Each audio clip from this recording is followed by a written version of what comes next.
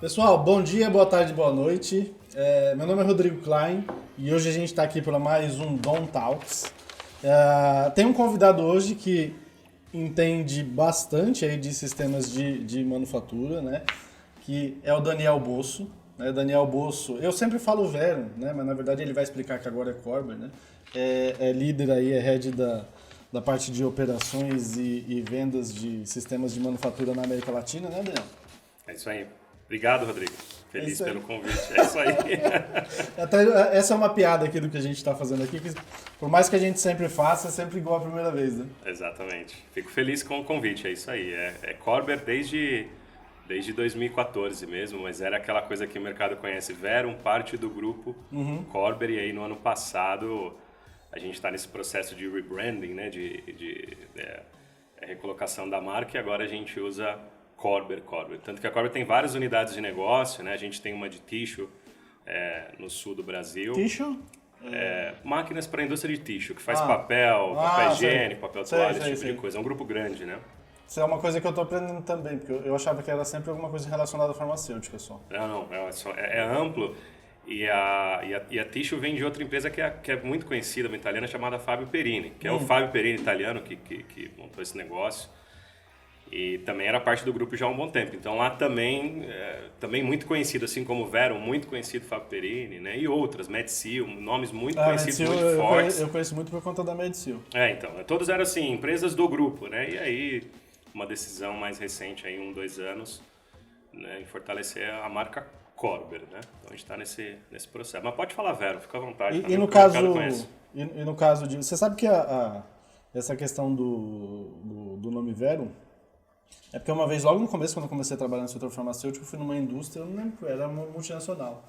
E a gente tava falando de rastreabilidade e tal, de sistema, tudo mais. Eu falei, não, tem um MES da Verum, que foi a primeira vez que eu ouvi falar dessa questão de sistema. Inclusive era uma empresa alemã, eu acho que era a Bayer até na época. Não, era a Bayer, tem... Novartis. Novartis? É que depois essa fábrica da Novartis foi vendida para a União Química. Não, mas não era aqui não, é que o cara tinha fora. Fora sim, pode ser Bayer. E Bayer é uma das primeiras, um dos grandes primeiros... Acho que era isso. Clientes da Verum lá e diz a história que foi até o momento lá na década de 90 que a Verum tomou uma decisão de falar, a gente precisa fortalecer essa solução de MES para a indústria farmacêutica, porque tem um nicho muito forte, né? Sabe que lá atrás não era só farmacêutico. Não era? Não era.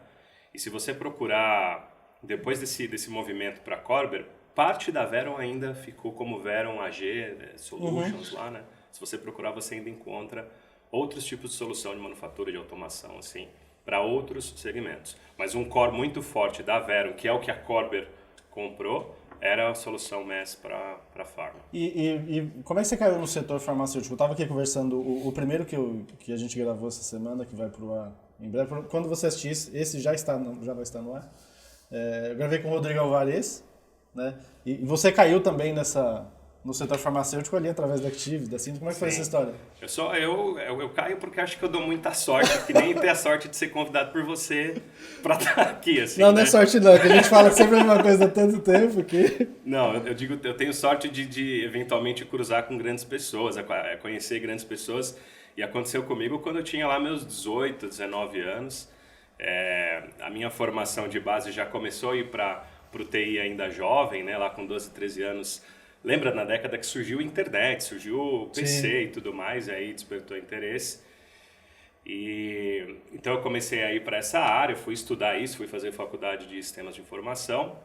Mas no início, ali um pouquinho antes do início da faculdade, eu acabei conhecendo um cara numa escola de informática que eu dava aula de Windows, de Office, etc. Eu tinha 17 anos, né? Tava no colégio dando aula de Windows Office. Conheci um cara ali, que foi o Thiago Nakamura, que me falou, cara, eu tô trabalhando numa empresa em Santo André que faz software. Falei, pô, legal, me indica lá. Ele me indicou, fui lá que eu conheci o Rodrigo Alvarez, que era sócio do Moretti, né? E ambos vinham da indústria farmacêutica e estavam empreendendo naquele momento com a Active, que já tinha alguns anos de vida.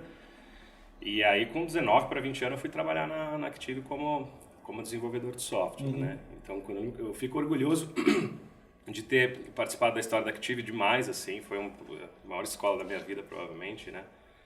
E quando eu cheguei lá, éramos em 6, 7 pessoas, assim, também. Era praticamente, hoje a gente chama de uma startup. Eu tava falando que tá isso com ele. começando, né? Rodrigo, grande sujeito, foi meu diretor durante muitos anos. Trabalhei próximo dele durante muitos anos. E foi uma escola incrível. E a Active também, quando nasceu, já nasceu com esse intuito, né? De atuar com solução de software, de automação, dentro do segmento Life Science. Foi bem de nicho, bem focada nisso daí, né? E você trabalhou na Siemens também, né? E aí o que aconteceu é que a Siemens comprou a Active em 2011, né? E aí eu fiquei dentro da Siemens também lá durante 2011 até 2014, né? E até comentei com o Rodrigo, né? Eu falei assim, começar um podcast de digitalização no setor farmacêutico, eu tinha que ter começado por ele realmente. Porque quando a gente não falava, né? Eu comecei no setor já, acho que 2007, 2008, porque eu trabalhei na Interpharma, né? Que é uma associação. Mas daquela época já tinha essa questão já existia Active, né? Já. Rastreabilidade a gente chegou a fazer piloto, prova de conceito, assim, não achei em 2008, quando começava a se falar da ideia de se identificar uma unidade de medicamento, né? Então, eu vivi essas idas e vindas da rastreabilidade lá atrás também, a gente já tentando se aproximar. E uma outra peça importante aí é o Márcio Moretti também, porque a empresa foi... Acho que a pedra fundamental, inclusive, foi o Moretti, né? Depois o Rodrigo veio. Mas com certeza, são pioneiros nesse tema, assim, porque criaram algo dedicado a isso. E essa transição, quando você foi para a Verum, que hoje é Corber, né? Como é que aconteceu? A Verum, hoje Corber, né? É uma empresa que a gente já conhece também há muito tempo, né? Eu lembro em uma FCE, que é a nossa feira de farma aqui, que eu participo de FCE desde essa época, porque a gente já estava a gente já tinha conhecimento da Verum, atuando desde a Alemanha, né? E a gente chegou a se aproximar, inclusive, fizemos reuniões juntos, tentando desenvolver alguma parceria, né? Porque ambos faziam coisas similares ali. Eu ia falar da feira porque numa FCE, inclusive, a gente trouxe Verum, Pazex, trouxe o portfólio buscando desenvolver uma parceria que, enfim, já faz tanto tempo isso e salva a minha alienação, aí eu entendo que na época não funcionou muito bem porque a gente estava tentando fazer uma parceria com um competidor de alguma maneira, né? Ainda que eles atuassem lá no Hemisfério Norte, a gente atuando mais na América Latina, porque depois a Active se desenvolveu para México, Colômbia, uma história muito legal. Mas a gente já conhecia a Verum. A Verum era uma certa referência. Era uma referência, era um produto bom. A gente tem o estereótipo do produto alemão, né? Para carro, para máquina, para automação. Era uma referência. Mas a gente era muito competitivo aqui no Brasil, não só na indústria nacional, mas indústrias como Behringer, indústrias globais como White, Pfizer, né? A Active ainda tinha bastante força com o seu portfólio. E o que aconteceu é que eu fui surpreendido, porque depois eu fiquei esse período todo na Active, foram 10 anos, depois mais 3 anos na Siemens, e eu vinha numa toada de MES para Pharma praticamente desde que eu entrei no mundo do desenvolvimento de software, né? Em 2014 eu falei, acho que eu preciso dar uma respirada agora, para tentar abrir a minha cabeça para eventual outros temas, para entender se eu conseguiria atuar ainda que em TI, automação, né, digitalização e outros temas, mas fui surpreendido com um approach de quem?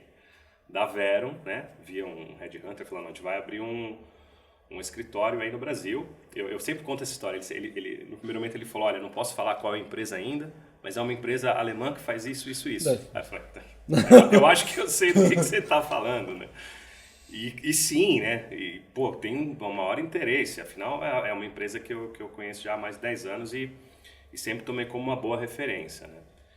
E foi uma escolha acertada, porque hoje passaram 7 anos, acordo tranquilo, feliz, né? De estar dentro de um grupo forte, de um grupo que tem dentro da marca dele o tema empreendedorismo, que é o que, que é o que a gente faz aqui no Brasil, né? Porque a ideia desse escritório é justamente se aproximar, então, da indústria aqui no Brasil. Quando eu cheguei, a Verum já tinha clientes usando a solução aqui no Brasil, certo. Mas sempre vindo gente de fora, né, Rodrigo? Sempre aquela coisa...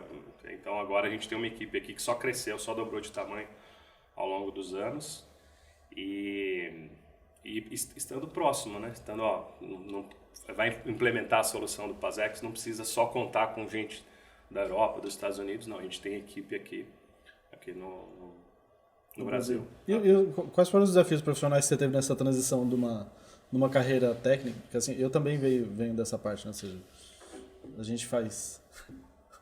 codifica, né? Faz programa, né? Fazer uma piada, a gente faz programa. Fiz muito programa. Muito programa. E acabou passando por essa parte do negócio. Quais foram os desafios que você teve? Foi um desafio tremendo, né? Ainda é um desafio tremendo, porque você tem que se readaptar a uma outra postura frente aos seus clientes, frente às suas prospecções, né? Porque dentro do mundo técnico tudo é muito tangível, você pode se basear de forma cartesiana nas coisas, né? E dentro do mundo da prospecção, de vendas dos negócios é diferente, né? Existe uma expressão que é o fio do bigode, onde os negócios acontecem.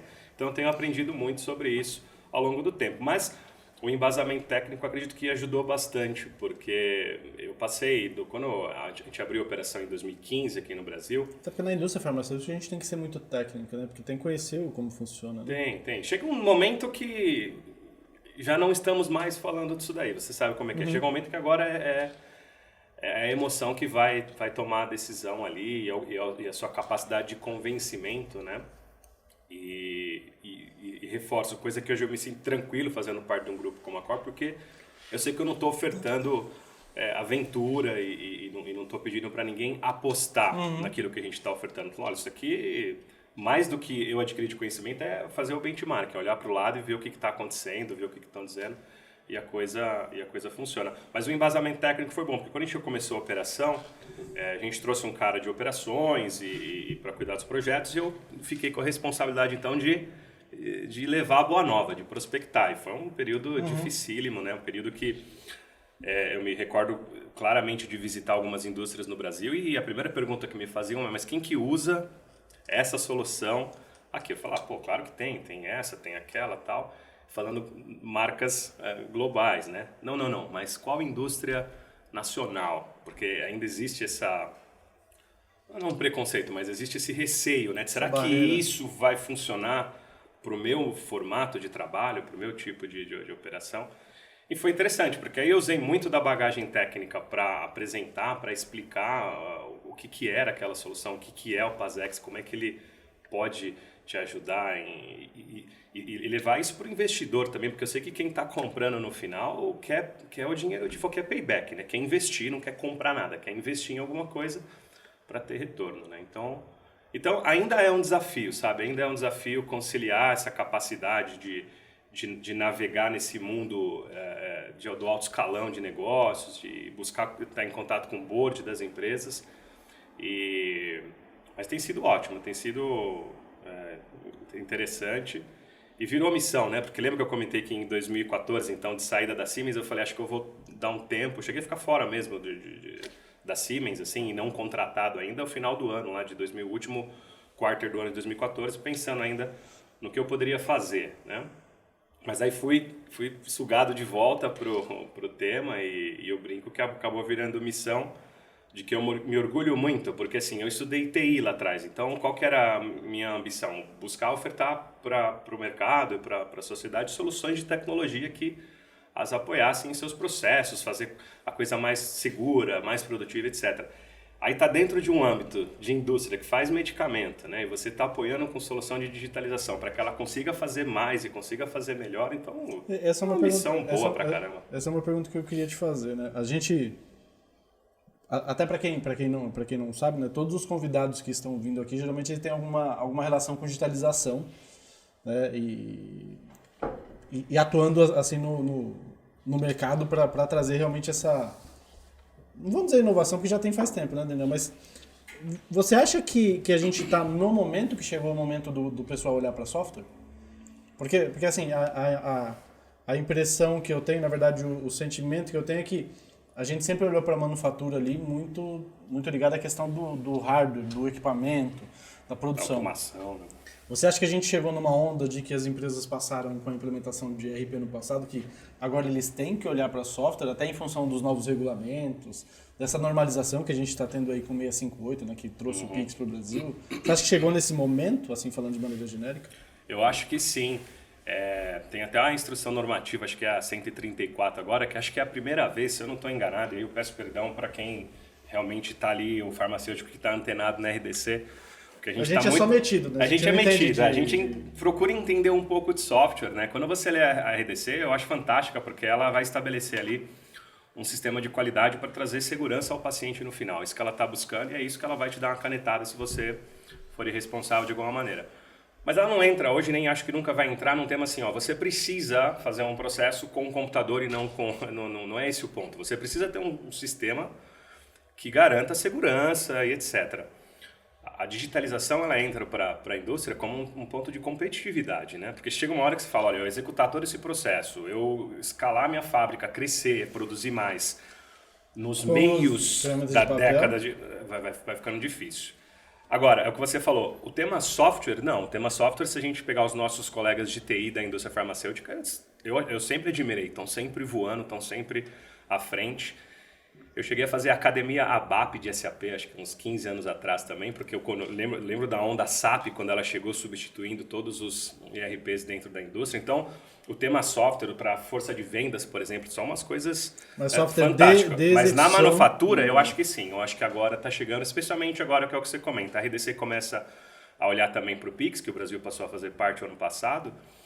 E se você olha para a RDC, para a 658, para 301, na verdade, são pequenos... Mas você pega essa instrução normativa de março, eu acho, se eu não estou enganado, é a primeira vez que eu vejo algo tão explícito para a tecnologia da informação dentro do processo. Ele começa, olha, então vamos lá, se você vai usar computador, e vai usar software, e vai usar sistema dentro do contexto de fabricação de medicamento, que vai ser esse medicamento vai ser consumido lá, eis aqui algumas normas ou alguns requisitos. A gente acabou avançando um pouco aqui no seu script, mas não tem problema. Na cola, não tem problema.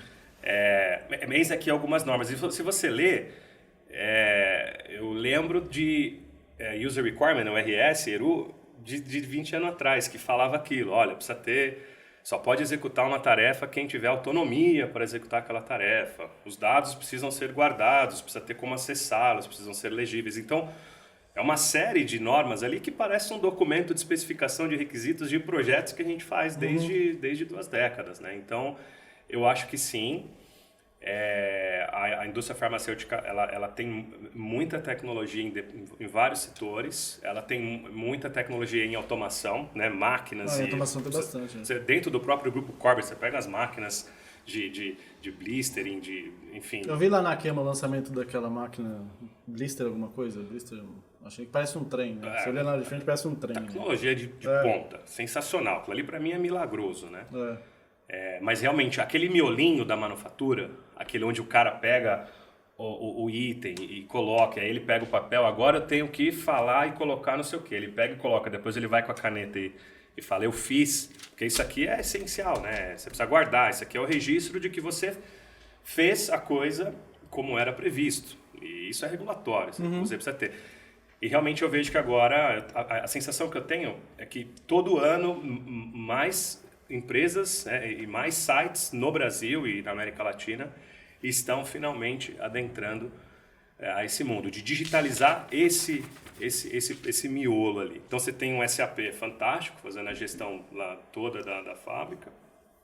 Você tem máquinas incríveis automatizando o que dá para automatizar ali, né? Mas essa conexão entre os dois é onde entra o MES, né? Que é o Manufacturing Execution System, né? Você tem Eu estava conversando, inclusive, com o Alvarez sobre isso.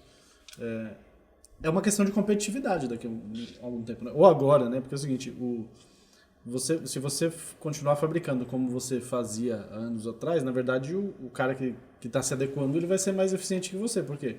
O operador precisa parar, anotar, precisa fazer tudo aquilo. Além do mais, no final, você pode ter uma série de desvios em função de que alguma coisa não foi feita numa etapa anterior. É uma questão de competitividade? Você tem algum feeling, algum número de que você acaba ficando mais eficiente quando você faz a digitalização? Não, tenho vários números, mas não arriscarei falá-los de cabeça aqui para não cometer gafes, mas assim, tem números que comprovam o payback de se investir nesse tipo de coisa.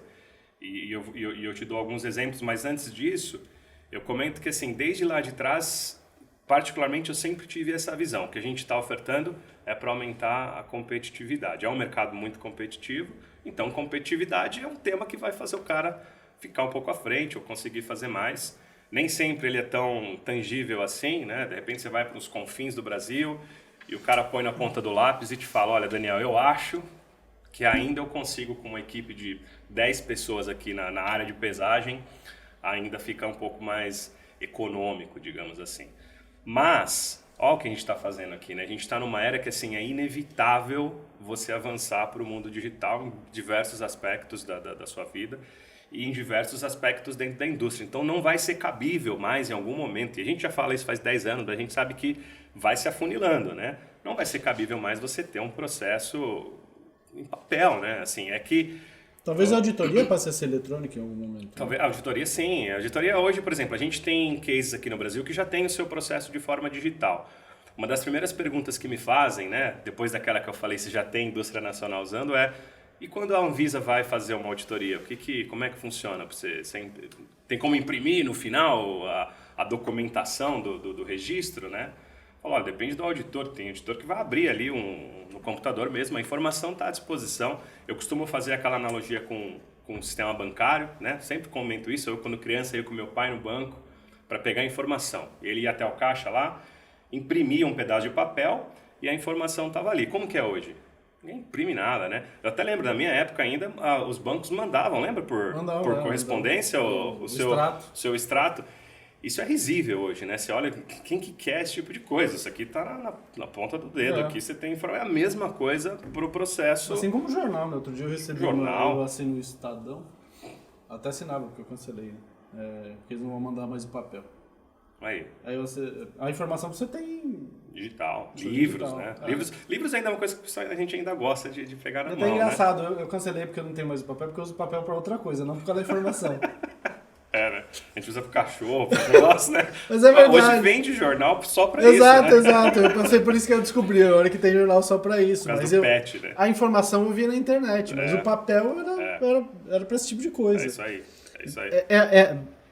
Do ponto de vista de informação, é a mesma relação. É a mesma relação.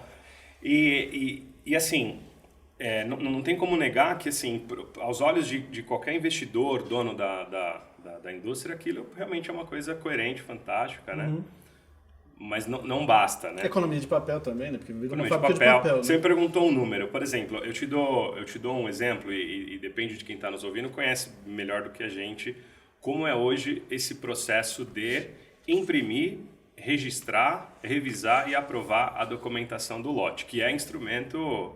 imprescindível, né? Não dá para não registrar e não dá... Você só aprova lá aquele lote de medicamento e manda para o mercado depois que alguém olhou como é que você fez tudo, ainda que seja repetitivo todo dia, para cada um. O produto está pronto, armazenado, pronto para vender, mas você não pode liberar porque não viram a documentação. E as documentações são grandes, né? São para cada lotezinho que sai ali, 100, 200 páginas para um lote, né? E tem fábrica no Brasil fazendo 30 mil por ano. Então você imagina 30 mil bloquinhos de papel que eles armazenam, às vezes, inclusive, até num warehouse, num negócio separado. Então você imagina, a gente aqui que trabalha como revisor, a gente tem aqui na nossa mesa toda hora chegando bloquinhos de 100 páginas para a gente bater o olho, ver se o cara fez, faz um check e tal. O trabalho não acaba nunca. Não acaba nunca. Aí você imagina que é o seguinte, se todo esse processo foi feito de forma digital, né, com o computador lá na fábrica, a instrução chegou para o cara na tela de um dispositivo, ele fez a ação e ele não foi na caneta Bic, ele foi lá e digitou e registrou. Feito isso, até a instrução normativa, se você olhar, ela entende que assim, olha, tem um momento que você precisa de uma dupla conferência de uma outra pessoa, mas se você tem um sistema validado, entende-se também que já existe uma dupla conferência, porque o erro humano vai acontecer, eu preciso da bendita dupla. Agora, você imagina quando chega para o revisor, ele não precisa mais olhar para 100 páginas e para tudo o que foi registrado. E você sabe que a indústria farmacêutica não faz na ponta final só a revisão lá na qualidade, ela faz fazendo durante o processo justamente para não chegar na garantia da qualidade ainda com um monte de campo em branco, sequência incoerente, um dado incoerente, né? O tempo de redução, a redução do tempo dessa revisão é tremenda, é tremenda. Eu tive a alegria de testemunhar em indústria aqui no Brasil, as primeiras revisões numa indústria São José dos Campos, né? Sentei do lado do revisor, já era um case real de produção, né? E ele fez a revisão daquele lote em uns 15 minutos, porque era o primeiro que ele estava fazendo, então ainda ele estava entendendo como é que funciona. Mas é porque entra o conceito, só para explicar, do review by exception, que é revisão por exceção. Ou seja, eu não preciso mais revisar tudo que foi imputado, porque quando foi imputado, o sistema já controlou, tem uma checagem, né? O cara se era um range de 15 a 20, não adianta colocar 200. 200 o sistema vai barrar, e a coisa vai acontecendo. Quando faz no papel, você sabe, às vezes o cara tá com o papel aqui, ele faz um monte de coisa, depois preenche 5 páginas. Uma hora atrás eu fiz isso. No sistema tem que ir cadenciado, igual a folha de ponto. Já fez folha de ponto? Folha de ponto, Às vezes você não fazia, depois você fazia tudo de uma vez. Tudo de uma vez, exatamente. Mas você imagina, a redução do tempo, então, na revisão é tremenda. E indústrias que fabricam esse volume de ordens por dia, de lotes por dia, né? Você minimamente tem aumento da sua disponibilidade de mão de obra, porque elas não precisam mais gastar. Pode perguntar, pode visitar qualquer indústria e pergunta quanto tempo você demora para revisar um dossiê desse. Ela vai falar para você, num bom dia, né, um dia inspirado, de 30 minutos a 1 hora. Porque é humanamente impossível você revisar dados em 100 páginas em 10 minutos. Assim, a não ser que você faça a leitura dinâmica, mas a ideia da conferência não é leitura dinâmica, é conferência. Tem a questão da assertividade também, ou seja, uma tarefa que eu estou fazendo de manhã, se ela é feita por um ser humano, eu tenho um nível de assertividade que é diferente do que eu estou fazendo à tarde. Fora essas situações. Então, tem muitos números disponíveis de estudos sobre os benefícios, né, e o payback que existe na implementação de sistema de software para essa operação de manufatura. Eu costumo organizar em 3 pilares, que é produtividade, segurança e qualidade e visibilidade. Então você aumenta a sua capacidade de produzir, porque você, né, aquele recurso humano, aquela máquina que está ali, ele consegue fazer as coisas que ele sempre fez, mas de uma forma mais rápida, né? Então você aumenta a disponibilidade dos recursos, você tem mais segurança, porque agora você tem um software validado e software erra menos do que o ser humano nessa atividade tão repetitiva, né? E por último, visibilidade. Hoje a gente sabe que a informação, e a gente vive num mundo hoje que a informação vale mais do que ouro, né? Sim. Sobre vários aspectos. Então você ter na ponta do dedo informação em tempo real do que está acontecendo na sua fábrica para tomar decisão, isso é muito valioso. Coisa que até então, no passado, é uma caixa preta que está acontecendo lá na fábrica, porque... Eu falo que é um buraco negro. É um buraco... Então, as coisas entram por aqui e saem lá do outro lado. Aí tem um monte de documentação, uma burocracia e tal, mas você não sabe... Aí entram as diversas ferramentas medidoras, pontuais, entra sistemas de OE para medir eficiência de máquina, para buscar 2, 3% de aumento de OE já vai ser fantástico, mas no todo, o processo como um todo, a informação não está tão disponível. E isso que você pegou é uma coisa importante. Até não está na cola aqui, mas é uma coisa que eu tive eu sempre tive esse sentimento. Durante muito tempo o pessoal pensou que performance era só a medição do OE, né? Que geralmente você faz só na secundária, né? E não é só isso. Né? Você tem o processo de fabricação todo. Exatamente. Se você não mede a pesagem, a manipulação, ou mesmo ali, depois você está medindo só a ponta do gargalo ali, quando você está na embalagem secundária. E aí fica a cargo, eventualmente, das próprias áreas buscarem a sua melhoria contínua, lá na pesagem, o que mais que dá para fazer, lá na área de manipulação, de compressão, o que mais que a gente pode fazer, otimizar, campanha, limpeza, como é que estão sempre buscando alguma forma assim. Agora, quando você entra com uma ferramenta de software que fica nítido, né?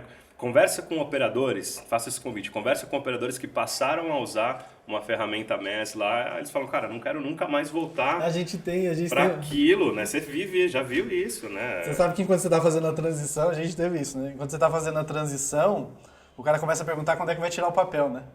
E quando você tá na transição, você ainda tá fazendo dos dois. Tá validando. Mas quando é que eu posso parar? Porque depois que ele vê como fica tão diferente, melhor, né, o processo, ele não quer mais. E a questão também do tipo do recurso humano, né? Você tem um recurso humano hoje que você contrata, que ele tá acostumado a ter na palma da mão tudo Digital, no celular, digital, e você chega ele quando ele começa a trabalhar, você dá um monte de papel para ele preencher.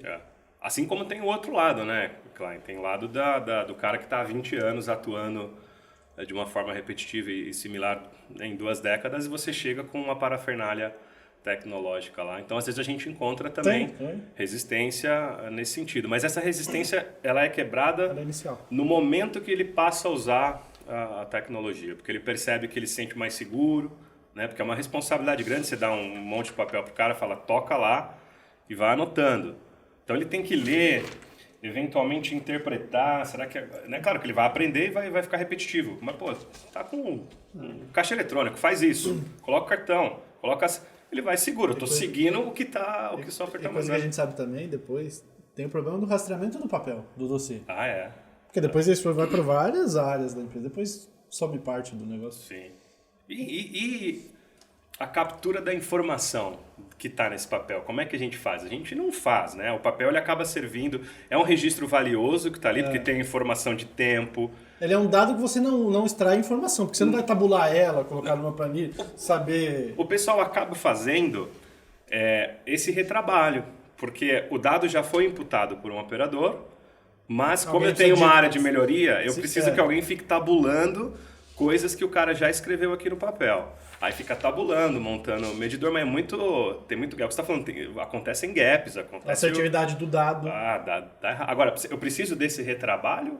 Ou se eu estou com um sistema, eu já posso ir direto lá no Big Data, no grande volume de dados de tudo que aconteceu, quem fez, quando fez, qual material, qual lote, qual máquina, qual quantidade. A informação está disponível imediatamente. Eu não preciso pedir para alguém digitar numa planilha de Excel e tabular. Isso daí está à disposição. Por isso que eu falei do visibilidade, né? E o tema se fala da indústria 4.0, de internet das coisas, de dispositivos, etc. E o tal o próprio Big Data, né, de você trabalhar em cima de dados. Quais dados? Se está no papel, está difícil acessar, né? Está na gaveta. Hoje, numa inspeção, você precisa mandar o courier e buscar o folder, né, o material lá em algum endereço para que ele possa... É cabível num 2022, né, se você precisar de informação do registro do lote, você mandar um motoboy, um courier, sei lá, e buscar informação, já não é muito mais cabível isso, né? Você entende que hoje... Quais são as barreiras que você geralmente encontra quando a gente está fazendo essa... Eu vou dizer até essa questão de você explicar o que é e tudo mais. O que você vê assim, que é mais latente em relação às barreiras para adoção? Tem alguma coisa? Eu acho que desde lá de trás, quando a gente lá em época de Active, quando a gente já falava desse tipo de solução, a gente não encontrava barreiras, muitas barreiras de compreensão dos benefícios, de compreensão do payback, porque se eu sou dono de uma fábrica farmacêutica, eu só vou investir em coisas que vão ter payback, e tem coisas que tem payback em 5 meses, tem coisas que tem payback em 5 anos, então eu preciso ter uma análise estratégica do que eu vou investir primeiro. Eu acho que é aí onde entraram, eventualmente, as nossas dificuldades. Existe um portfólio muito grande de projetos dentro da indústria, né? Seja de TI, de automação... são regulatórios, né? O cara tem os regulatórios, vídeo da rastreabilidade.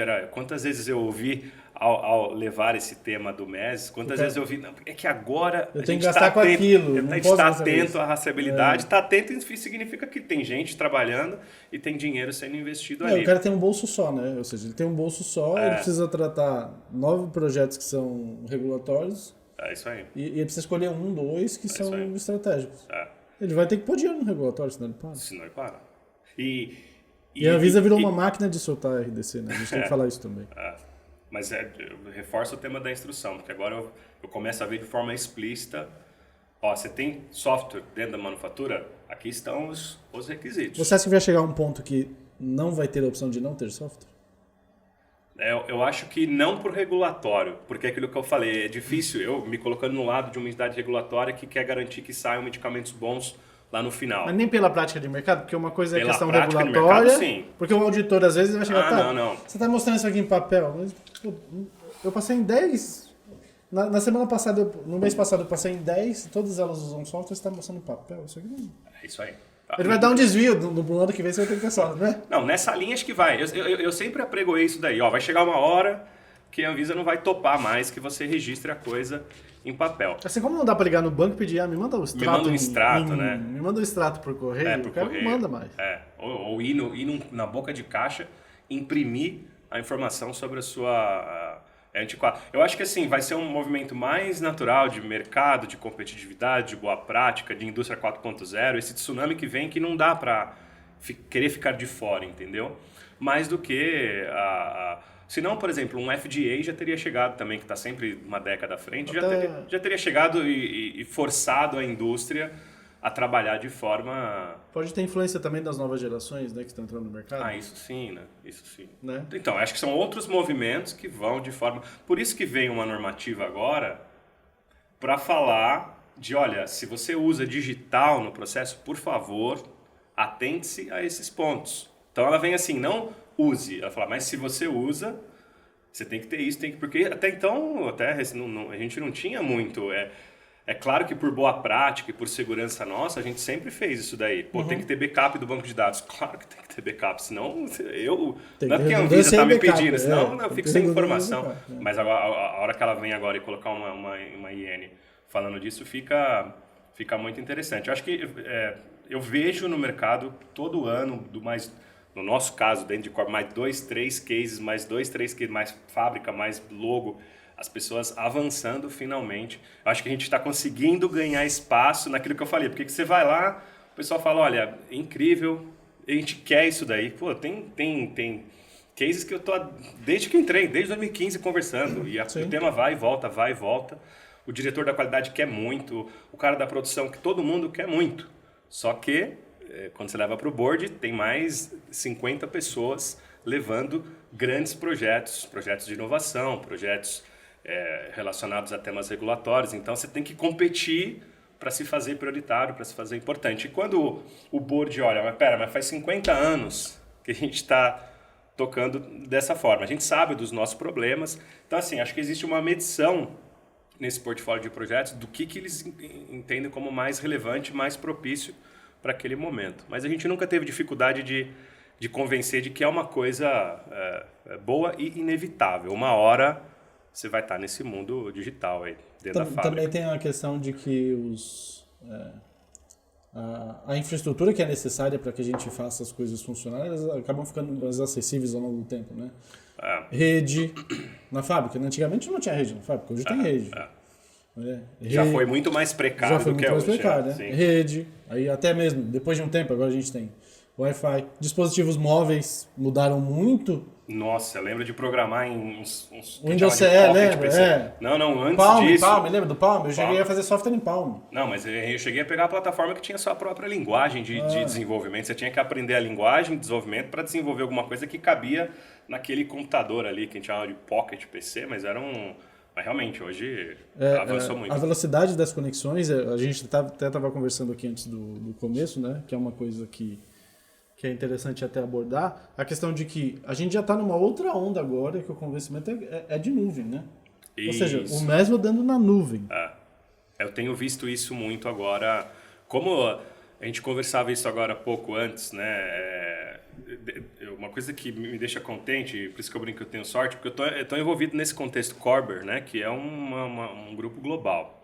E de fato, né, eu participo de reuniões que tá o cara da Alemanha, o cara da China, do Japão, da Índia, dos Estados Unidos e do Brasil, trocando figurinha ali, né, e você acaba percebendo as diferentes demandas do mundo. Então, as nossas demandas aqui, elas estão mais próximas da Índia, Tailândia, China, porque também são mercados mais emergentes que estão, no momento, eu quero o MES, traz o MES para cá. Você vai falar com a Europa e Estados Unidos, já superaram esse tema. Agora eu quero o MES na nuvem.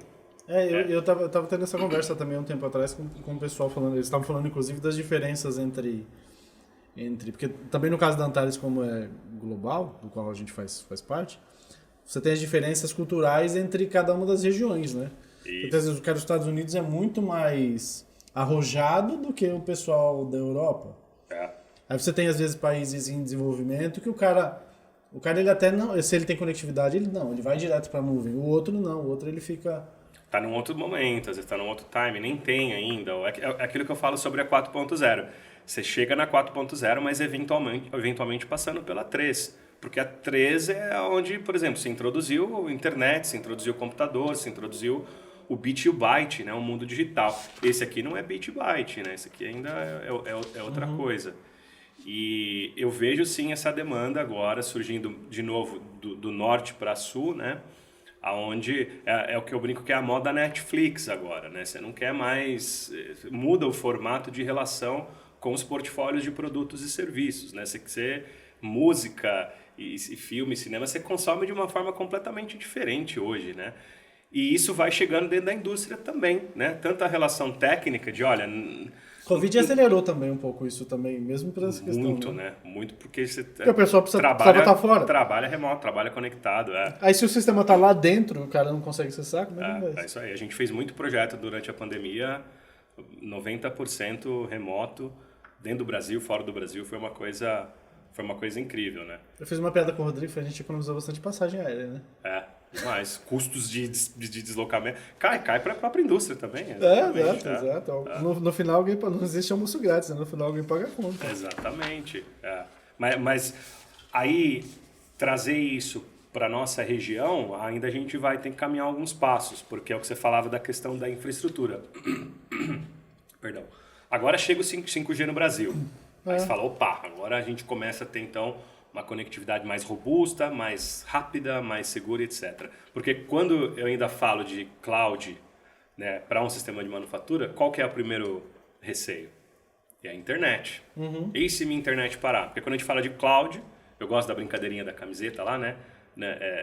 Não existe nuvem, é só o computador de outra pessoa, né? Então é só um computador em outro lugar conectado via internet. Então existe essa nova modalidade de relacionamento técnico. Olha, eu não quero mais montar uma infraestrutura aqui. Na verdade, a Amazon me garante muito mais segurança do que o meu próprio...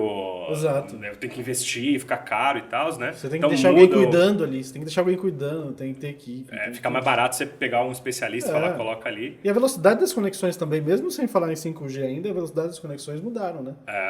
Ou seja, antigamente a gente tinha rede de 10, 100 megabits, que era só local. O seu link de internet era 64K, 128, 1 mega. Hoje você tem link de 100 mega, ou seja, a mesma coisa que você tinha antes. E olha, eu cheguei a implementar a solução lá na época da Active, e cheguei a ver, e vejo até hoje muito SAP também, que já era assim. Já era remoto, nuvem, né? Já era remoto, já era nuvem. Já era data center, né? Já era data center aqui. Ó, a fábrica do cara tá lá em Brasília, mas ele tem uma operação logística em São Paulo e ele tá usando o software de RP e de MES que está instalado lá no servidor. As multinacionais tinham isso, né? Ou seja, o cara estava aqui, mas o SAP estava rodando na Alemanha. Mas aí tinha investimento em link dedicado, e a tomada desse risco de, olha, eu participei de projeto, eu vi isso daí. Se cair esse link, se cair a internet, a gente para de rodar o sistema. Então existe essa preocupação, porque uma coisa é você ter sistemas pontuais, né, Rodrigo? Um sistema ali na operação da pesagem, um sistema ali na operação logística e tal. Outra coisa é você ter a fábrica inteira rodando com software, né? E difícil de ter... A IN fala também de você ter uma contingência, justamente porque você não pode parar de garantir a segurança, é barata, né? Mas quando você fala de substituir toda a operação por um software, né? Você não pode estar inseguro quanto à sua conectividade. Não, eu tô falando assim, mas por exemplo, hoje mesmo, né, porque eu cheguei a trabalhar em 99, eu cheguei a trabalhar em provedor de internet. Naquela época, links eram caríssimos e você não conseguia ter dois. Dedicado dedicado. Hoje em dia, eles, além de ser mais baratos, os caras pagam R$1.000, R$2.000, R$3.000 no link de alta velocidade. O cara ainda tem 3, 4 fornecedores para prestar o mesmo serviço, para ter redundância. Aí até puxo isso para uma outra coisa, né? Outro dia eu até vi o preço para tentar pedir. Tem até aquela internet lá, via satélite, do Elon Musk, do satélite. Que ele tá... Coisa que a gente não conseguia imaginar isso há 3 anos atrás. Só que aí, um belo dia, aparece no UOL, nos portais de notícias, que se você olhar hoje à noite, vão estar passando uma série de satélites que o cara colocou em órbita. Aí você chegou a ver isso? Não. Não, você olhando daqui do Brasil, você via a linha de satélites assim, dava pra ver. Caramba. Aí acontece o seguinte, a questão da barreira disso, até pelo que você falou, né, Sérgio? o data center da Amazon e a infraestrutura dele é muito mais vigiada do que você com CPD, vamos falar do CPD? Pra ficar bem diferente. CPD local lá, que ninguém tá nem olhando. Porque alguém ligou lá e tá falando que o Office não tá funcionando. Ninguém olha para aquilo enquanto tá funcionando. Olha quando para. Então, a questão da disponibilidade, se fizer uma análise de risco, né, indústria farmacêutica tem muito isso, acaba sendo que é menos risco você ter fora do que ter dentro. Até porque o RP do cara já estava dando fora, o cara tem que emitir nota fiscal eletrônica e tudo mais. Já tá basicamente tudo fora na maioria dos casos. Isso aí. E esse é o que você falou. Na indústria farmacêutica, a maioria dessas coisas passam pela análise de risco. E aí? Mas tem caminho? Tem plano B? Qual que é a probabilidade disso acontecer? E quanto tempo eu vou ficar fora? Cara, hoje em dia, a gente discute muito isso em projeto. Às vezes, ao invés de ter contingência, é você olhar para trás e falar quantas vezes o seu RP caiu mesmo. Eu falo quantas vezes a sua internet caiu. No ano passado caiu quantas vezes? E quando cai, é melhor ficar uma hora e esperar voltar ou fazer na mão? Pôr em prática uma contingência? É melhor esperar voltar porque volta, né? Tem a questão, não sei se você chegou a trabalhar com isso ou se envolver com isso no passado. Você lembra quando fizeram a nota fiscal eletrônica, tinha uma contingência em papel, né? Que quase ninguém usava. Não vai ser necessário, né? A probabilidade de acontecer Você tinha baixa, papel moeda. Você tinha papel moeda. Não, o cara falou, espera. Vai voltar. E aí? Vai voltar, em 2 horas volta. Uma hora a contingência é outra tecnologia. Ninguém ia fazer nota em papel. O cara tinha que fazer 100 notas, vai fazer na mão. O tempo dele fazer tudo na mão demora mais tempo do que ele esperar. Acontecia isso. Mas muda também a relação de negócios, né? Porque o Netflix é um bom exemplo da mudança da relação de negócios do consumidor com a indústria do cinema, não é? Porque mudou a forma de adquirir a forma de usar. A forma de usar. E eu acho que a linha de soluções também para a indústria também vai começar a caminhar, porque o mundo vai buscando mais eficiência, né? Imagina chegar num ponto que ao invés de você comprar uma licença de um software robusto e grande, você paga pelo uso essencial, de acordo com o que você usa, aquela funcionalidade, o volume de dados que você precisa, porque você tem indústrias de diferentes portes, né? Então, acho que a relação de negócios também, que a gente não está falando só de cloud, a gente fala do tal do SaaS, por exemplo, que é o as a service, eu acho que ela vai existir essa demanda do mercado, sabe? Já tem segmento que não vende mais licença de software. Você paga, vide as grandes, né? Até porque é uma ilusão, né? Porque você paga a licença do software, tem que continuar pagando suporte. Suporte, depois vem versão 9, etc. A Microsoft mesmo já fez isso muito tempo atrás. Lembra que você deve ter ido numa prateleira comprar um Windows, um Office, né? Agora a gente só compra isso. Você paga R$30 por mês e usa. Armazenamento, você precisa de HD? Não. Então, assim, acho que a gente chega assim. É claro que o comportamento de um chão de fábrica, a gente tem ainda algumas poréns para resolver, mas acho que a gente chega lá sim.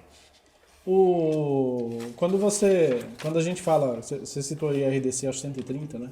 301, né, de 2019. Na 301 é que virou a 658. É que virou a 658. Isso. Eu citei a instrução normativa, 134. Instrução normativa 134. Você acha que a 658, com essa questão de integridade de dados, acabou trazendo força para que você comece a migrar os processos para... Isso é um bom ponto, sim. Para a questão digital? Eu acho que definitivamente sim, porque, de novo, né? Como que eu trabalho sobre integridade de dados, como que eu dou garantias da integridade do dado, né? Navegando ao longo do processo de um sistema para um papel, de um papel para outro sistema que vai para outro, esse monte de telefone sem fio, né? E como é que eu garanto que o dado está sempre disponível, acessível, legível, né? Compatível, etc., tocando processos de forma manual. Então é aquele desafio homérico. Você consegue fazer de forma manual? De repente até consegue, né? Eu não consigo. Eu estudei sistema de informação e matemática lá atrás, então eu tenho um pensamento um pouco racional demais às vezes, né? A pessoa consegue fazer no papel, não é possível que não consiga, mas vai dar muito... Uma coisa é sistema, outra coisa é sistema informatizado, né? Você pode ter um sistema completamente... manual. Agora, é concebível ter um sistema de gestão da sua empresa sem um ERP hoje? Não. Um grande porte? Você vai ficar maluco, né? Você vai ficar atrasado, você não vai conseguir. Não emitir nem mais nota fiscal. Né? Exato. Então, eu acho que sim. A RDC, quando ela começa a trazer o tom, né? E agora também associada à Pix, que é uma coisa boa, começa a trazer o tom de integridade de dados, porque o mundo está se digitalizando e essas entidades elas estão preocupadas com isso. Olha, cuidado para que nesse movimento todo você não comece a perder lá na frente a qualidade do produto, porque durante o processo você está perdendo o rastreio, você está perdendo a mão do que você está controlando. E a gente passou a ter também uma indústria nacional, que agora vamos dizer assim, que acaba sendo multinacional brasileira em alguns casos, né? Que ela se equiparou muito à questão da globalização, né? Ou seja, Sim. você tem indústrias que são grandes, Sim. que para que elas se mantenham competitivas, até porque na realidade... expandindo, né? Na realidade, quando a gente fala também indústria que tem de alguma forma, ou parte do portfólio, ou talvez ele completamente de genérico, ela tem que ser mais eficiente, né? Porque genérico você tem margem menor, Competitividade. Eu acho até que o mercado ele ainda é muito restrito porque você não tem novos entrantes por conta de que é muito regulado, né? Isso. Você acaba tendo muitas startups em biotecnologia e tudo mais, mas nessa questão do medicamento de base sintética, você tem sempre os mesmos ali e esses caras estão brigando entre si e precisam ser competitivos. Isso. Não tem outra, porque máquinas de última geração eles já compram há algum tempo, né?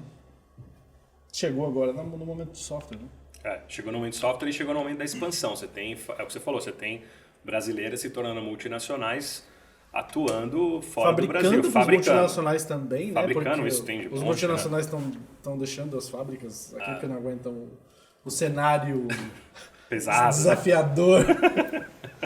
A gente até pode falar sobre a responsabilidade nisso, desafiador, né? De que vai e volta, tudo mais. Eu falo, não. Ele acaba terceirizando nessas binacionais aí. Terceiriza a mão de obra. Mas, por exemplo... Não precisa não brigar. Você tem indústria nacional querendo atender, por exemplo, o mercado norte-americano. Quero vender meu produto lá. Uhum. E aí? Verdade. Como é que você faz? Então você precisa estar... E me enche os olhos ver cases de clientes e parceiros nossos aqui no Brasil que estão sendo eventualmente recebendo inspeções de um FDA.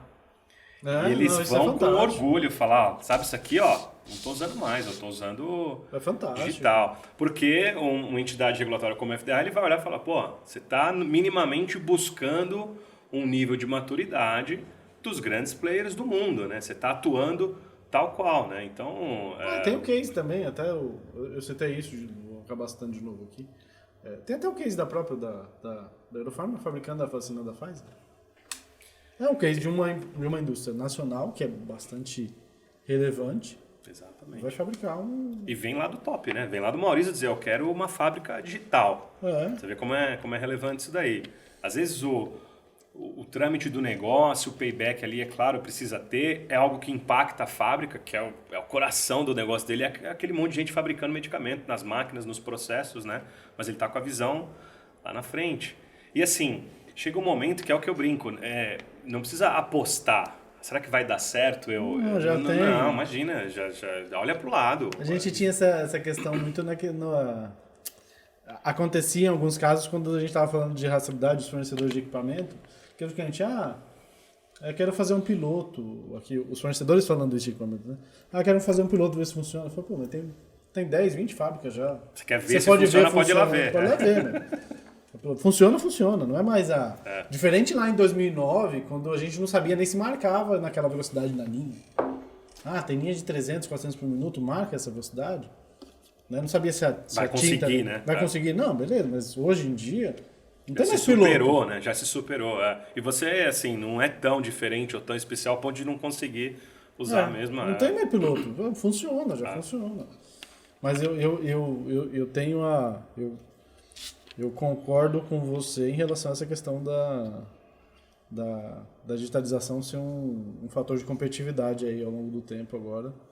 Principalmente porque a gente tem fábricas novas, tem tudo mais, tem essas grandes que estão investindo.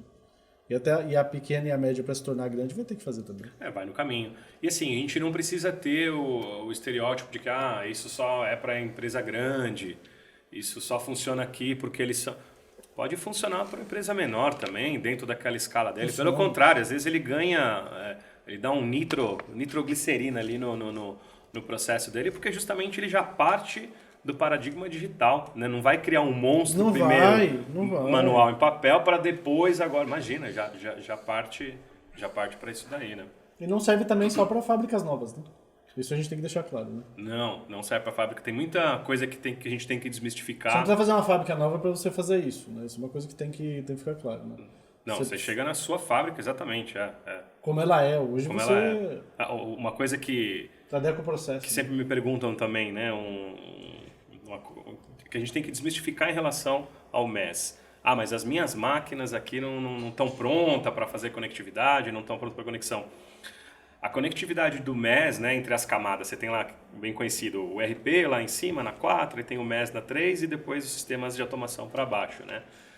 Conectar o 3 com 4 hoje em dia é fácil, é simples do MES, né? Tratar os dados de ordem de produção, material, lotes, apontamentos, etc. Tratar a conectividade com automação é outro tema que você tem que entender como é que estão as máquinas, que momento que elas estão de conversa. Mas não é premissa. Não é premissa de jeito nenhum, né? Eu estou falando de digitalizar aquilo que é feito em papel e manual. O processo. O processo. Num segundo momento, pode ser, você fala agora, ao invés do cara olhar o número que está lá no medidor e digitar no meu software, eu vou capturar isso automaticamente. Mas pode ser cada coisa no seu momento, porque se você tenta abraçar toda essa complexidade de uma vez, você não sai do lugar. Até porque né? quando você vai começar a falar das máquinas, né? Você tem máquinas de várias gerações de todo diferentes. tipo, de todos, tem máquina de 20 anos atrás que não dá. Não e você vai levar 6 meses para conectar cada uma delas. E vale a pena conectar? Não, nem sempre vale. Não vai te... A questão é a seguinte, da conectividade em si, não necessariamente ela te traz valor baseado, que é proporcional àquele esforço que você tem para fazer. Sempre peço para o pessoal analisar isso daí. Não, o que vou ter que fazer um retrofit, não sei o quê. Qual é o dado que você vai trazer daí que vai valer a pena? Porque você vai investir alguma coisa aí e não vai ter o payback antes de 50 anos. Então, não faça. Agora, aquela lá não, aquela é boa, porque aquela tem muito dado. Já tem. Já tem dispositivo não de conexão. Não quer dizer que não é binário, não é 0 e 1. Eu só vou fazer se for conectado. Não. Exatamente. Você tem várias opções ao longo dessa jornada aí que você vai capturando dado do processo. Às vezes o cara vai digitar lá que ele escolheu a receita na tela do tablet e vai confirmar. Às vezes você vai pedir uma foto, às vezes você vai fazer. Mas não necessariamente que a máquina tem que estar conectada, senão você vai demorar 50 anos para terminar. É isso aí. É mais fácil fazer uma fábrica nova. É isso aí. Agora, quando a gente tem casos, né, de que as fábricas são novas... Aí você já parte com o pensamento digital. Você já parte da premissa que você tem a infraestrutura necessária. Aí você já faz as escolhas voltadas para, olha, vai ser um sistema digital aqui. Então, Exato. Você tem a disponibilidade da conectividade com aquele equipamento. Porque tem casos de que você conhece melhor do que eu, que toda vez que você tem fornecedores diferentes no mesmo projeto, você vai demorar um tempão para conectar. Vai ter que vir, você tem linha de embalagem, você tem 10. Pô, são 3 fornecedores diferentes. Pô, você vai ter que falar com 3 fornecedores diferentes lá, vai ter que vir um técnico lá, um é da Alemanha, o outro é, sei lá, da Itália, o outro... Para habilitar para você ter aquela conectividade. E às vezes aquilo não vai te trazer valor proporcional ao tempo que você está esperando ali. Essa análise tem que ser feita. Também, né? E ao custo, principalmente. Não é conexão por conexão, né? Não é troca de dados só para ficar fancy porque está trocando. Tem que ter valor agregado ali. Né? Agora, existem casos, por exemplo, que eu acho que são mais sensíveis. Você está lá na parte de manipulação. Você tem um controle eletrônico ali, pô. Então, para parar na hora certa, para fazer... Sim. Tem a questão também de que quando a gente tem também... o processo de manufatura relacionado ao biológico que é diferente, vale mais a pena. Né? Tem uma série de nuances aí que tem que ser avaliadas aí para definir a melhor estratégia, né? Mas não é uma questão de 0 a 1 com relação à conectividade dos equipamentos. Não é premissa e geralmente a gente recomenda você fazer essa análise crítica e entender qual é o momento de cada passo. Né? Então, geralmente a gente fala, vai para o mundo digital naquilo que está completamente manual. Se já existe oportunidade de você conectar ali uma máquina, ou você fala, olha, aqui seria imprescindível mesmo, é muita coisa que ele tem que olhar, ou imprimir e agregar, e já tem um dispositivo ou aqui. Ou é sensível o processo. É sensível, é crítico. Tal. Agora, assim, não, segura e faz essa coisa, porque a gente realmente quer, né? A gente também a gente quer apertar um botão e... Tem que tomar cuidado com essa ilusão também, né? Que vai apertar e aí o software com as máquinas vão se conversar e tudo vai ser o mundo de Jetsons, né? É uma visão romântica demais. Demais, não é assim. Não é assim. Até o outro dia eu estava falando, eu escrevi até um artigo no LinkedIn que é dessa relação de antes de conectar as máquinas, a gente tem que conectar as pessoas. Né? Eu li esse seu artigo, achei sensacional. É isso mesmo, é isso mesmo. A gente precisa das pessoas nos processos. conectadas. O elemento que você tem que é comum, tanto numa fábrica de última geração, são as pessoas. É isso aí. Então, antes de conectar as máquinas, tem que conectar as pessoas. Você tem um dado no papel e está querendo que de uma hora para outra você vai ter o dado digital? Sem interferência humana. Sem interferência humana, vai primeiro para esse teste ali do paper on glass, né? Ou seja, digita ali, faz uma checagem ali, o né? sistema já barra, opa, esse valor tá fora. Digita de novo para saber se digitou certo. Legal, mas não vai achar que de uma hora para outra, eu até dei esse exemplo com relação a utilidades. É lindo se a gente tiver um processo de utilidades todo digital, mas de uma hora para outra alguém vai lá na fábrica e vai trocar os medidores de tudo para digital? Não dá, né? Vai conectar tudo? Não vai. Não dá. Não se justifica, né? Você não consegue Não a se verba justifica. para fazer imediatamente. Então tem, né? Você tem diversas formas de começar e realmente às vezes a mais complicada, na verdade realmente não, na verdade dá pra gente afirmar isso, né? A mais complicada às vezes é te deixar muito distante do que você quer. E o bom não pode ser inimigo do ótimo. E aí você se sabota, né? Porque você tá criando um monstrinho que aí você não convence ninguém. E que você não termina. Não termina também. Você não termina. Quando consegue começar, né? Porque você leva um negócio muito monstruoso para fazer. Com relação de vendas, quem você convence? Você não convence. né? Legal, vamos conectar tudo. Fala, eu não vou vender. Calma, né? Você fala, não vou vender, mas... Exatamente. Porque tem essa... Até a própria implementação da digitalização, às vezes ela é modular, né, Klein? Às vezes você não precisa chegar numa segunda-feira, virar a chave e ter a sua fábrica também, isso não vai funcionar. Então, você vai por partes, por área, por funcionalidade. Então isso... Mas a gente chega lá, tá muito... O mercado tá muito agitado, tá muito legal e ano atrás de ano a gente vê que, eu acho que a indústria está se movendo. Estamos num momento legal. Eu acho que é um momento bem, bem positivo. Eu tenho acompanhado muito essa questão, até porque naturalmente, como a gente está nesse mercado, tenho acompanhado muito essa questão, visto o movimento de empresas diferentes com essa questão de oferecer soluções de digitalização, da questão do software. Acho que o pessoal também, mesmo as empresas o próprio movimento que vocês tiveram, né, de uma empresa de hardware comprar uma empresa de software, é uma questão simbólica de que tem mercado para frente que ele está relacionado não a uma questão física do equipamento em si, ele está relacionado a questão da evolução da parte de software como um todo, né? E já é uma das unidades de negócio mais críticas e importantes, porque aquilo que eu comentei da Corporate Tissue Pharma, Corporate tem mais segmentos, né? E dentro do nicho Pharma, a gente também tem um leque de soluções. E parte disso é software, né? E já representa números incríveis dentro desse contexto todo de maquinário, etc. Né? E essa questão que a gente conversou aqui da nuvem também é bastante importante, né? Ou seja, a parte do serviço em si, né? Ou seja, você chega num ponto onde você não necessariamente precisa ser o dono da licença. Você vai usar como serviço, vai ativar.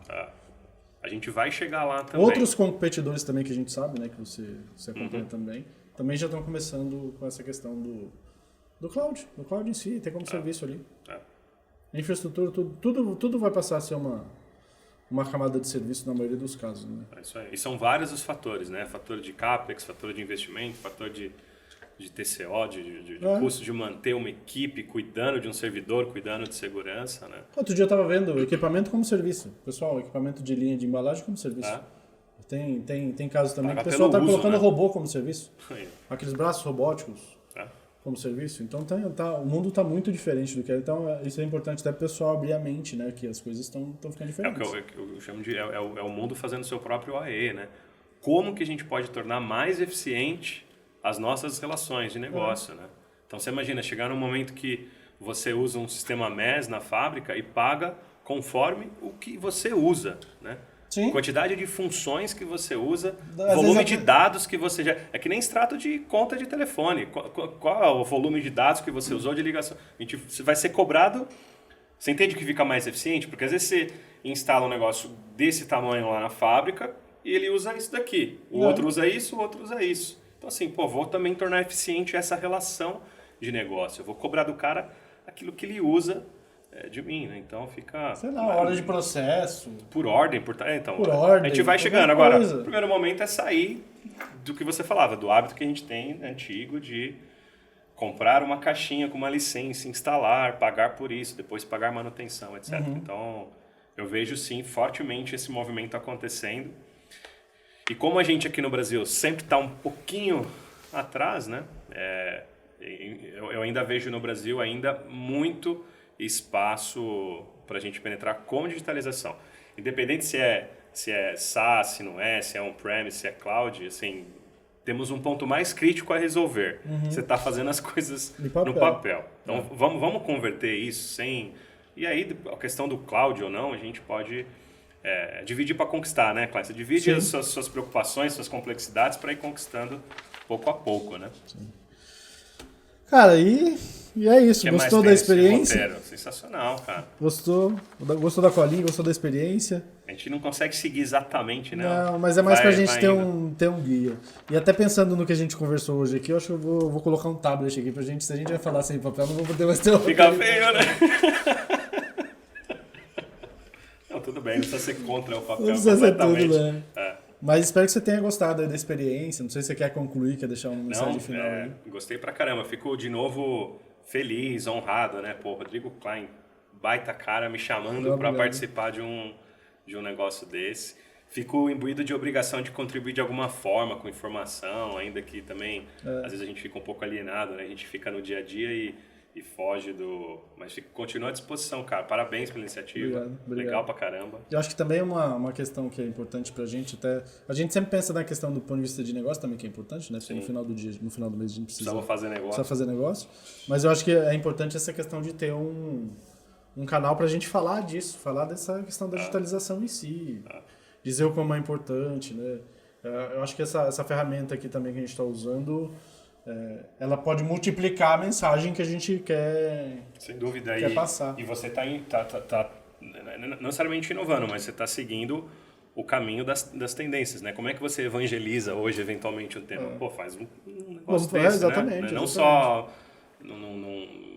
num artigo, numa revista, uma coisa, você fala, qual é o alcance disso, né? Não, e esse espaço aqui realmente é para a gente falar de digitalização, até colocando de lado os nossos interesses comerciais. Lá fora a gente até vai brigar. Mas realmente eu acho que é importante a gente falar das vantagens, falar que realmente funciona. Então, assim, a porta está aberta sempre que a gente precisar, que se você quiser falar alguma coisa aí, você sinta-se convidado. Fico ansioso para ver todos agora. Vai vir muita gente legal aí, você cara. Falou, né? Vai vir muita gente legal. Tô trazendo o pessoal, inclusive. Inclusive, não é só essa questão da parte de operações, né? Eu pretendo falar com gente de logística também, com gente até da parte de inovação, né? Bastante voltado ao setor farmacêutico, é um setor que a gente tem carinho, acima de tudo, Sim. Né? Uma vez eu escutei, acho que foi de alguém que falou assim, depois que você toma um remédio, você não sai mais, né? Né? Então a gente fica, né? Acaba ficando, mas... porque gosta realmente. Eu acho que a gente, pegando toda essa galera que a gente conhece aí, depois pode me indicar até pessoas pra gente convidar. Tem uns caras bem interessantes. A gente vai contribuir bastante com essa questão de fortalecer o processo de digitalização. Chegar a informação. Porque é bom. É bom. Não é porque a gente quer, não. A gente tá nisso porque é bom, realmente. Não, é aquilo que eu falei, a sensação que eu tenho de missão. O processo é bom, lá atrás, ó, que legal. A gente faz TI, faz tecnologia, faz digitalização para um segmento fantástico que faz medicamento que... Eu tenho 3 filhos, então os 3 tomando lá medicamento da Libs, da Eurofarma, do Teuto. Eu falo, putz, caramba. É bom que seja fabricado, né? Você fala, caramba, cara, você fica até, putz, tomara que esteja tudo bem lá. Porque exato. É uma coisa nobre de se ver, né? E participar da indústria farmacêutica de alguma forma, puxa vida, né? Por isso que, de novo, é muita sorte, né? Eu acho que é muito... É sorte que, na verdade, Dizem que sorte, como é que é? É a combinação do preparo, né? e oportunidade, exato, né? Mas acontece muito. Acontece muito, né? Isso aí. E é isso, obrigado mais uma vez. Para você que está assistindo aí, falo para a Colex, peça aqui, né? A gente está aprendendo ainda como é que faz isso aqui. Se inscreva no canal, acompanhe aí, que vai ter sempre muita coisa legal aí. Quer se despedir, né? Obrigado, gente. De novo, obrigado, Rodrigo. Um prazer. Espero tenha contribuído eventualmente aí com informações bacanas sobre o tema. É isso aí, pessoal. Um abração, hein? Até a próxima. Valeu. Tchau, tchau.